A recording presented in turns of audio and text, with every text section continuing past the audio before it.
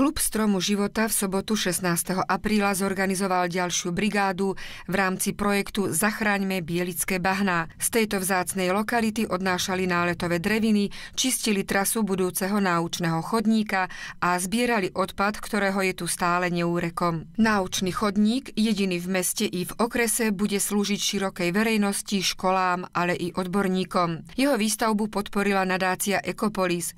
Za historický okamžik môžeme označiť kladenie prvých premostení v tejto vzácnej lokalite, ktoré umožnia milovníkom prírody bezpečne si pozrieť tie najkrajšie zákutia Mokrade. Tá ostane nedotknutá a v najbližších dňoch bude vyhlásená za chránený areál.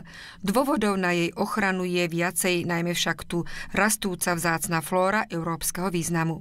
Na brigádu v rámci projektu Zachráňme bielické bahná prišla okrem stromákov doslova len hrstka dobrovoľníkov, z toho polovica detí. Smutné o to zvlášť, že na budovanie chodníka je treba mocné chlapské ruky pri kopaní jám a pri prenášaní drevených konštrukcií a betónu. Treba veriť, že sa pridajú k malej partii stromákov aj ďalší partizánčania a prídu pomôcť počas ďalšej soboty 30. apríla.